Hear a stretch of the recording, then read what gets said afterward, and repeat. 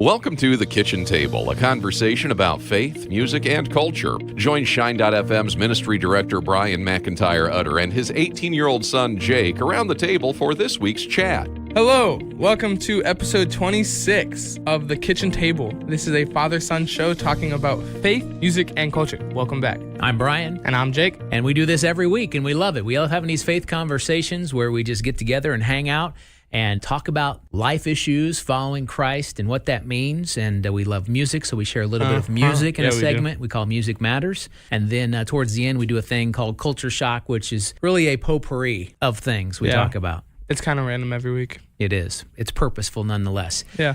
This week, our question, and we do have a guest. We'll get to our guest here shortly. We have a faith question, and I'm not even sure how to word this faith question because it can completely change the answer to the question depending on how this whole thing unfolds. So it's sort of up in the air. But to put a question on paper, this is what I put down. As followers of Christ, how do we deal with divorce? All right. I wanted to talk about this. Both my parents been married 50-some years. I didn't live in a divorced home. My wife and I have been married 27 I didn't plus grow years. up in a divorced home. I'm not an authority on this, and so I needed to have someone who has some kind of understanding of what it means to grow up in a home where you don't have mother and father. We're very pleased to have in the studio with us today the afternoon show co-host of Shine.fm, Don Burns, our program director. Welcome. It's good to be here. Thank you for being here. Whoa. Now, you and Valerie have been married how many years now? Almost 31. 31 years in April. 31 years. Right. And so you grew up in a home where you did not have the father figure for the first 8 years of your life. Is that correct? Yeah. Talk about growing up in a home without the father figure in the early years. Okay, so we'll start at the beginning. Very good place to start. Please do. My biological father was in jail when I was born. He had been accused of something 2 months before I was born and was still in jail when I was born and until 2 months afterwards. And then once he got out of jail, he left. I never saw him. I didn't meet him until I was 47 years old. Yeah. Just a few years ago, when I also found out I had sisters. So for the first 8.5 years of my life, my mom was a single mom. I spent most of my time at the babysitter's. Matter of fact, Monday through Friday, I even spent the night over there because mom had a job that caused her to work late into the evening every night. And so I just stayed with them. And then on weekends, I went home with mom. And so that was the first 8 years of my life pretty much. And then my mom married a Baptist preacher. He had also been through a divorce. His wife and daughter had left him and moved hundreds, over 1,000 miles away. Yeah. So they had both been divorced. And so when I was 8.5, they got married and he legally adopted me a little bit after that. And so I became a Burns. What was it like growing up with other kids in the neighborhood, when you did not have a father in the picture? How was it different? I was the only one that I knew of in our circle of friends in Alameda, California. I was the only one, and even including church, that did not have a dad at home. Mm-hmm. All of my friends had dads to play with. And I was very aware of that because they would go outside and play catch with their dad. They would go outside and play basketball with their dad, or they would go riding bikes with their dad. I never had that opportunity for the first part of my life. And I was very aware of that. And I asked my mom about that several times to the point where she said it embarrassed her. But I was aware of that. And there were people in our church that would invite me, like if it was a father-son out, they would invite me every once in a while, but it wasn't all the time. But I was very aware that my home was different. Thanks for listening to The Kitchen Table. We're a father-son podcast talking about faith, music, and culture. You see, I'm trying to think back to my childhood and think about my circle of friends, and it wasn't, I think, as common then for single parents and kids than it is today. Right. I can think of 2 friends that had moms, and that was it in the picture. I had another friend who was living with an aunt. But beyond that, it was not normal as it is today. Sort of like accepted, I don't know. Yeah. More prevalent. My circle of friends, I had a few friends. Well, it's hard for me to think of back when I was a kid because I grew up in so many different places. When we lived in Missouri, I think I had like 3 friends that had remarried parents. And so I think they call it like a blended family because he had kids too. And it was just kind of more socially acceptable, I feel like, because it's so much more common now. They talk about the statistics of those that are in the church following Christ and the percentage of divorces that happen versus those outside the church. For many years, they said that, it doesn't matter. The numbers are pretty much the same. Well, that's actually not the case. They show that there is less divorce in those that are churchgoers, have a relationship with Christ, but it still exists. I have friends this year who have gone through divorce. I have another friend that's going through divorce right now, and after literally decades of marriage, and it just makes no sense to me. It really doesn't. Again, the faith question of this podcast, I have no idea if that was an accurate faith question or not, because I want to talk about divorce. And if you've experienced divorce, there's hope. It's not like, oh, yeah, that's it, you're done with Christ. No, not at all. It happens. There are circumstances where it happens. What does the church say? You can read tons of articles, and I have tons of articles spread out in front of me here. I don't know if I'm going to be able to pull wisdom from this or not. Marriage is hard. Marriage takes work. Let's dive right into this. God declares in Malachi 2:16 that he hates divorce. Why do you think God hates divorce? Because I think marriage is something that God ordained. It was part of his plan. And as he puts out a plan, anytime that we let our selfish ambitions change that plan, it's obviously not part of what God wants. So God's going to hate that. It's like they say at the marriage ceremony, what God has joined together, let no man tear apart. Right. Why would you tear apart if it's something that displeases God? Well, they talk about it being a covenant, and that's the way God set it up. God takes the wedding covenant very seriously, even though many times in our culture we don't. There is a specific purpose for marriage. Divorce tears at the very heart of God's redemptive plan for the world. The conversation in Matthew 19 between Jesus and the Pharisees, when the Pharisees ask him, is it lawful for a man to divorce his wife for any reason at all? And Jesus answers by pointing them to God's purpose for marriage. This is what he said. Have you not read that he who created them from the beginning made them male and female, and said, for this reason a man shall leave his father and mother and be joined to his wife, and the two shall become one flesh. Thanks for listening to The Kitchen Table. We're a father-son podcast talking about faith, music, and culture. So there's no longer two, there's one. And it's interesting, they used to do these different things in wedding ceremonies where there would be like the candles, and you'd have two candles lit representing the bride and the groom, and they would light the unity candle, and then they would blow out the other candles. That's changed recently. A lot of times they'll leave the other candles lit to still represent our unique identity of each other, but the unity candles lit. And they come up with all these reasons. The one I've seen that I really like is there are two different vials of colored sand, and they mix them together. Right. When you mix those colors of sand together, guess what? There is no possible way you can separate those into the original colors that they were. And that really signifies what God wants for marriage.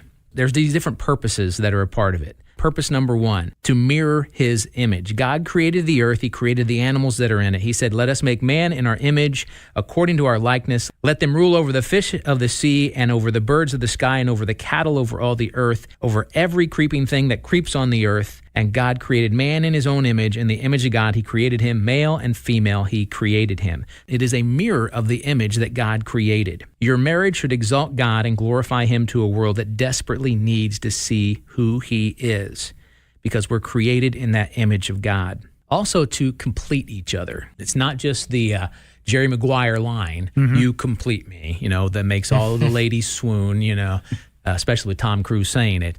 But it's really that. I mean, how many times do you hear, do you think that Valerie complements your weaknesses, her strengths complement your weaknesses? Do you think that's the case? Absolutely. I tend to be the more emotional one. She tends to be the one that's a little bit more, I don't know what the word I'm looking for here, logical, realistic, or what she is, but very calming influence on me. Right. So, absolutely. I think the same way. My weaknesses, my wife complements them with her strengths. I think God puts people together like that.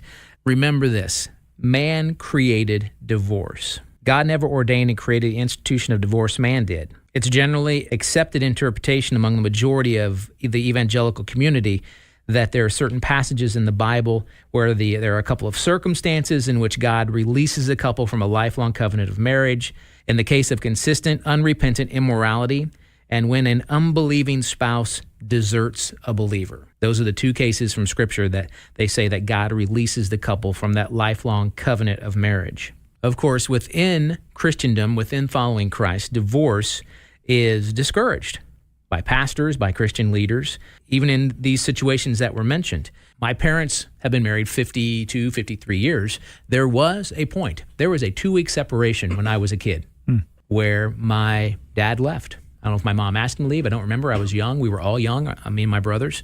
It was a miserable time. And it was basically things have got to change. And my dad chose the family. I thank God for that. My life could be completely different today because of that. Evangelical Christians hold that the only exception for divorce is death. In Matthew 19:8, Jesus says, "Because of your hardness of heart, Moses permitted you to divorce your wives, but from the beginning it has not been that way." Paul states in 1 Corinthians 7:24, "Each man must remain in that condition in which he was called. Are you bound to a wife? Do not seek to be released." Clearly, this is very difficult, a thorny issue that a lot of people are dealing with, trying to figure this out. Is it a sin to get divorced? Is it a sin to remarry once you've been divorced? There are all these kinds of things. Thanks for listening to The Kitchen Table. We're a father-son podcast talking about faith, music, and culture. So if you're considering divorce, think about these things. Our culture emphasizes meeting the individual needs no matter the cost. And I think that has a lot to do with divorce.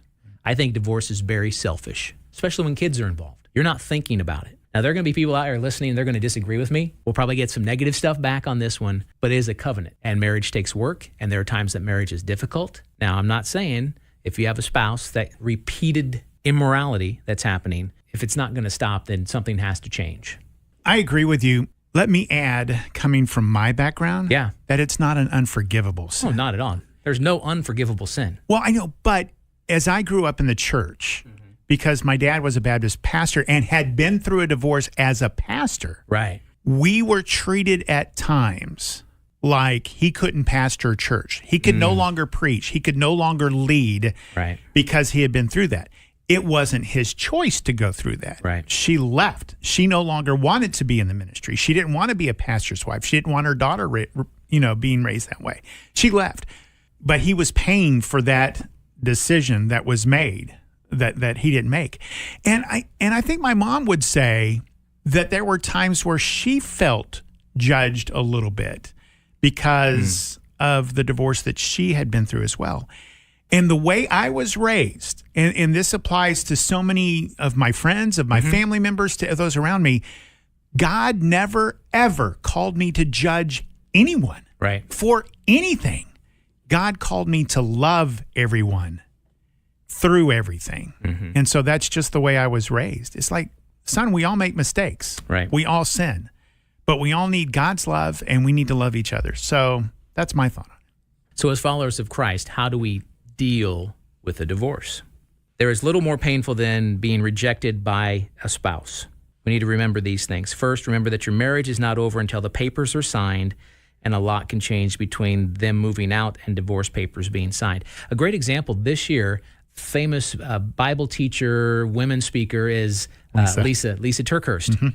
Announced that her and her husband were separating, I think in May, somewhere around there earlier this year, and everyone was just kind of devastated. Right. This is one who's been talking about through her ministry about her marriage, and all of a sudden this is happening.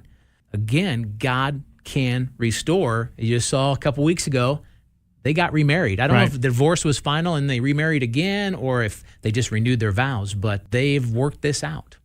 At the end of our faith question, I'm going to give you a resource. If you're dealing with something like this and you want to be restored in your marriage, we have a great partnership with an organization that does amazing work, and I'll be sharing that with you a little bit later. So remember, it's not over until the papers are signed. This is a time, if you're separated, to take an inventory of your life and what is important. Hopefully you've asked your spouse to give the reasons why they're leaving. Listen carefully to the complaints. Guard against becoming defensive or blaming. And this doesn't mean you have to accept everything, but have an attitude of openness and learning that will help you greatly. Now, once you've learned your part and the issues have been addressed, set yourself on a course of correction. And again, this resource I'll be sharing will help you do these kinds of things. Make every meeting with that spouse positive. Avoid negativity. Get help. That's the main thing. What if the spouse refuses to get help? I have friends, they're currently in this situation right now after 30-some years. Kids are grown, first grandkids here, refuses to get help, refuses to seek counseling. There's really nothing you can do at that point. Except pray. Pray. Yeah. That's right. God can restore. gather supportive friends who will join you in earnest prayer for your marriage? I have someone that has become a good friend to me recently, and you actually know her. Mm-hmm. She's recently gone through a divorce to someone that was involved in the church, and is still fresh, still devastating to her. Mm-hmm. And here's the thing I want to add, and I've told her this too as well. I said, listen, if you need something tangible, because we've said, what can we do for you? Just pray for me. Okay, that's a given. We're going to pray for you. We're going to pray for your kids. Love her kids. Yeah. All right?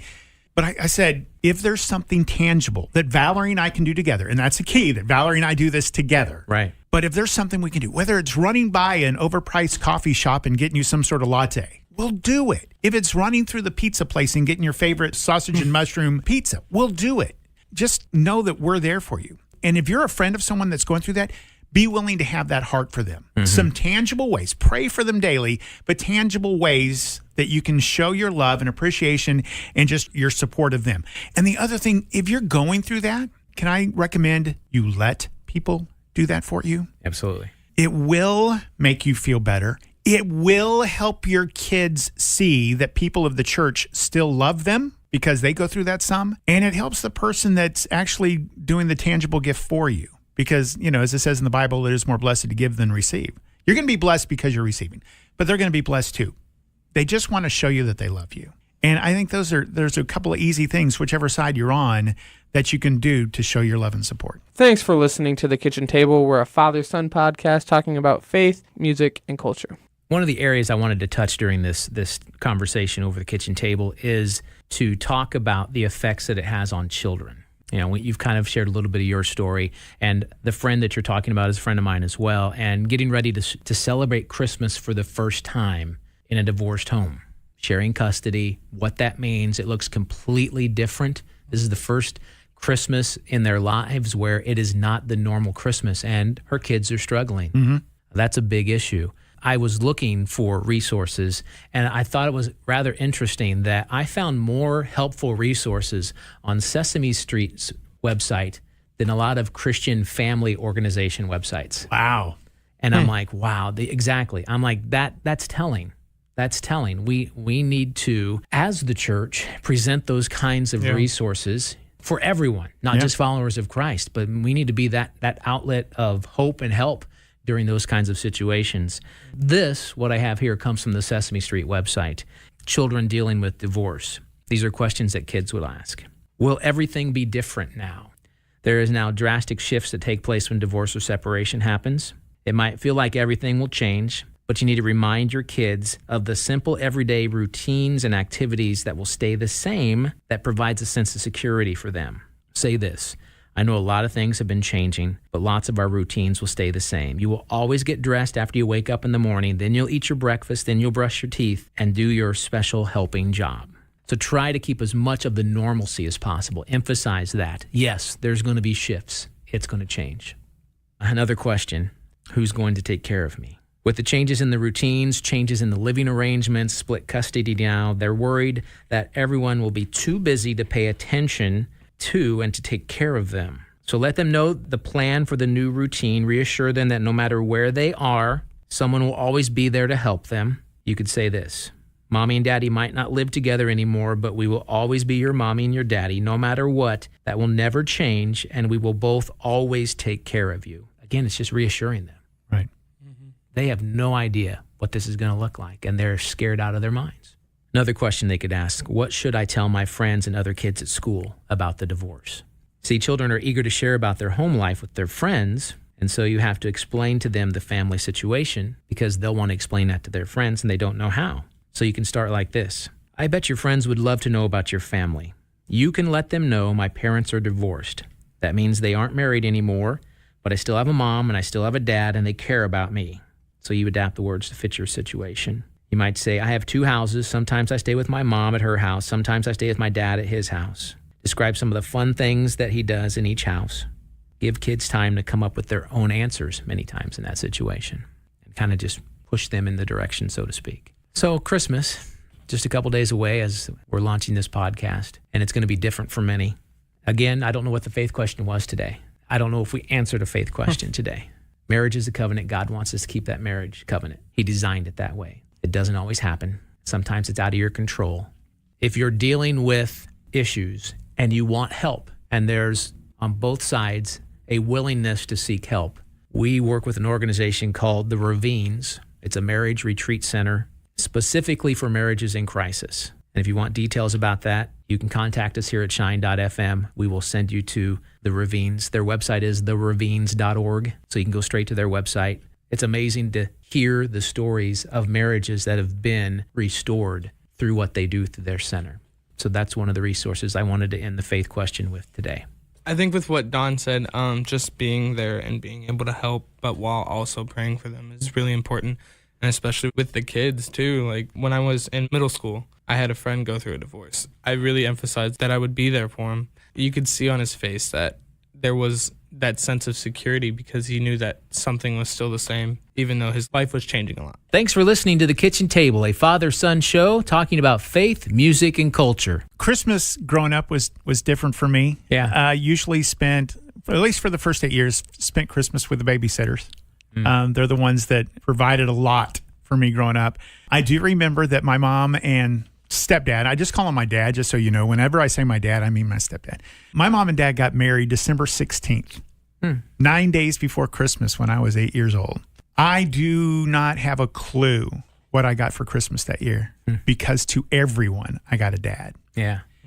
Growing up with him was different. We were complete opposites. And I shared this on last Sunday morning on the show because it was my good news story that I like to share. Yeah. We clashed. We were exact opposites. I loved sports. He didn't like a single sport in his life ever. The only sport he liked to do was jog. That's pretty much the only sport I don't like to do. So we clashed. He loved peace and quiet and loved to read. I love radio and television and loud noises. So it was a complete clash. He was very strict with me while I was a teenager. And so honestly, we didn't get along till I moved out. Has been sharing with me, is helping me every day of my life. And it got to the point where I'd been out of home maybe 6 weeks, and I called him. First in my life I'd ever done that, just to talk. And I noticed after that conversation and over the next few months that there was now a level of respect on both of our parts. Okay. And it was to the point I'd always told him I loved him, and he'd always told me he loved me, and we were always there for each other. But there was still that personality clash we had. But it wasn't until after I was gone that I realized this guy was so important in my life. And I got to tell you, Jack Burns became my best friend over the course between the ages of 18 and 20, to the point where I felt like I could talk to him about everything and not be judged. And to the point where he was the best man in my wedding. And then when he got later on in his life, when he was suffering from Alzheimer's and the doctor would suggest that he quit driving, mom would suggest that he quit driving, but we were working in the yard together one time. And he said, "What do you think?" And I said, "Dad, all I know is if you ever hurt somebody because of a mistake you made driving, it would devastate you." And my dad walked into the kitchen table and dropped his keys on the counter and said, "I'm done." It got to the point of that mutual respect. So if you're going through this, if you've had that divorce, you've had that remarriage, and now you're talking about stepsister, stepbrother, stepdad, stepmoms, all this, know that word step can be removed. If God's ordaining it, and I honestly believe that God ordained Jack Burns to come into my mom's life for her and come into my life for me. If God's doing that, that step doesn't matter. And it can be a wonderful, truly wonderful thing. Wonderful. That's a great way to close that out. Thank you. Thank you for being here today. Thank you. Appreciate it. Okay, so now we move into a segment that we call Music Matters. So in Music Matters, it's great to have Don here because he's the music guru here at Shine.fm. And I pick a song, Jake picks a song that's a newer song, and we share those, why we like it. And then I go back in time and I pick an oldie but a goldie. Okay. My new song for this week is by worship leader Lincoln Brewster. I love him. Typically, his songs are just really upbeat, contemporary worship type stuff. And this one's going to be coming out very soon. But this one's unique. This one's a little more subdued for him because he's a guitarist. He's an incredible guitarist. But this one is called "While I Wait," and it says this: "We are all subject to God's timing, to waiting for God to reveal His love and care and plan to us." And Lincoln had this to say: "There are many expressions of worship and praise, and it's not always sunshine and happiness. Sometimes worship is about praise in the midst of pain, faith in the midst of devastating fire." So here is "While I Wait," a little snippet from Lincoln Brewster.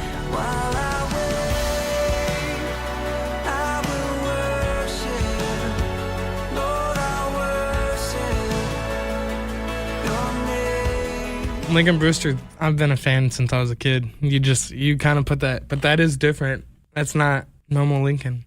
So the new song that I have, it's a new song for me personally, but it's not a new song for the world. It's been out for a while. But it's Chris Tomlin featuring Audrey Assad. Did I say that right? Nope. Assad, sorry. And it's called Winter Snow. It's a very kind of, I don't know how to describe it. It's very jazzy, but it's very mellow too. It's just talking about how God's love is kind of like a winter snow, and it's very peaceful when it comes over your life. And it's just it's a great song. So here's a little bit of Winter Snow by Chris Tomlin and Audrey Assad.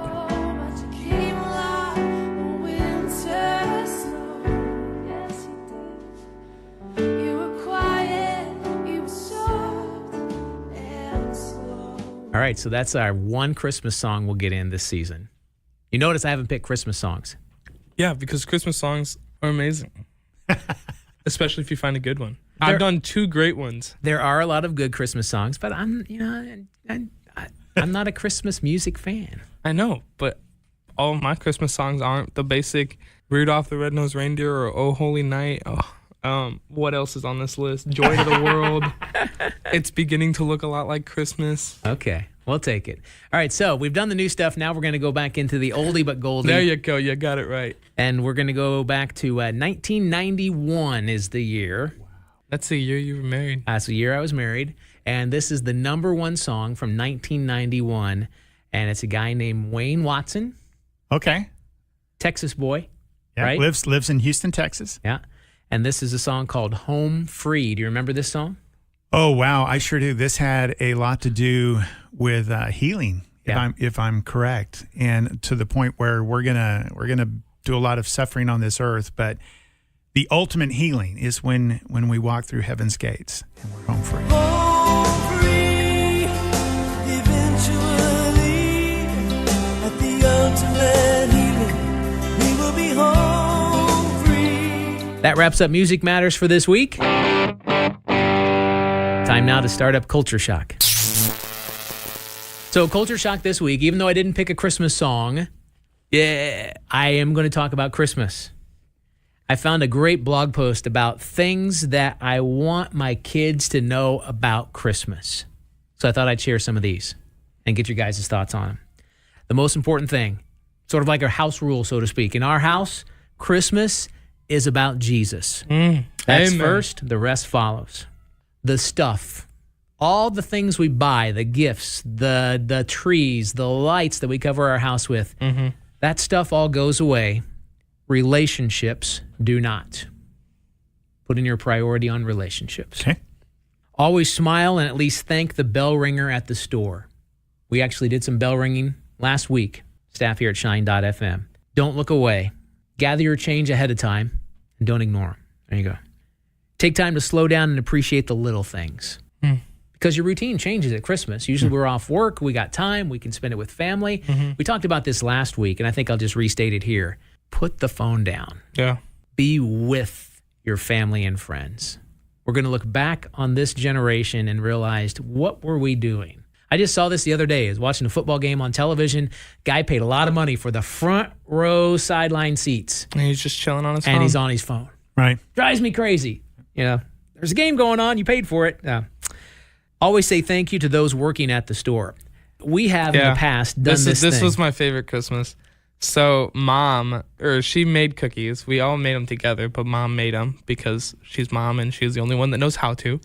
Before we opened our gifts on Christmas, she made us drive to the police station, the hospital, gas stations, Hotels. nursing homes, hotels, and give them cookies To the workers. to the because workers. They can't get off work on Christmas Exactly. Day. And so I remembered that, and I remembered that I was so ticked off. And then Because you were a selfish kid. because I was. And I just remembered as soon as we got back, I was so happy that we did it. And I was like, oh, we have gifts now. I don't really care for these. And Right. so it's my most memorable Christmas that I had. I think that's a great idea. It is a great idea. We should try to do that again. We sort of said this earlier, but family matters. Take time to learn about family, to invest in family, to love. Better to be less busy than crazy busy. The number of presents received does not matter. We've done something new this year in our house. Yeah, Explain that, I Jake. do not like what they did. So, Mom and Dad put their gifts out a week before Christmas. And so they're just sitting there. I think they do it just to taunt us because they know it's there. Pretty much, yeah. And so me and Michael, we always look at the gifts and we try to see the size and how many we have and just You shake try, it, you try feel and the guess weight. what it is. But no, this year they put numbers on the gifts. They did like 1, 2, 3, and Mom we has have a master checklist. they have a master checklist of who gets what gift. So we don't even know which one's ours. And so we're just kind of like, well, Michael, they beat us. So, yeah, that's the new thing this year, and we do not like it. Speaking of new things, something else I want my kids to know, traditions matter. So maybe we just created a new tradition. Establish them. Always allow room for new traditions. Numbers on presents. Sometimes the Christmas tree falls over. Fact. Just pick it up and try again. That's a good life statement right there. I like that. Sometimes we fall over. Just get up and try again. Be grateful. Be thankful. Love your family. And remember why you celebrate Christmas. I'll put the full list of 25 things I want my kids to know about Christmas on the Kitchen Table group on the Shine.fm Facebook page, so you can get that as well. If you're not a part of the group, please join the group. We continue the discussion there. I had one more thing I wanted to add that a pastor shared with us a long time ago. And I don't even remember. I have an idea which pastor it was, but I'm not positive, so I can't share his name. But one of the things he told us, he said, I honestly believe that Easter is the most important Christian holiday there is. But at Christmas time, I want you to remember that if he wouldn't have come to be born in a manger and we didn't celebrate Christmas, there wouldn't be an Easter. Right. So let's celebrate our Savior's birth wholeheartedly, just like we do when he died for us. So Merry Christmas. That wraps up Culture Shock. Well, thank you so much for Don for checking in with us this week. Appreciate your input and insight into this. Thanks for having me. Merry Christmas to you and Valerie. Hey, we just want to wish you and your family a very Merry Christmas. Thanks again for checking in with us on the Kitchen Table. Again, join us on the Kitchen Table group on Shine.fm's Facebook page. We'd love to join with you there. If you have a faith question, you can please send it to us through the Facebook group. We'd love to talk about that in a future episode. Thank you. Have a wonderful Christmas. Merry Christmas. Thanks for listening to The Kitchen Table on the Shine.fm podcast network from Olivet Nazarene University. Be sure to subscribe for more content delivered each week on faith, music, and culture.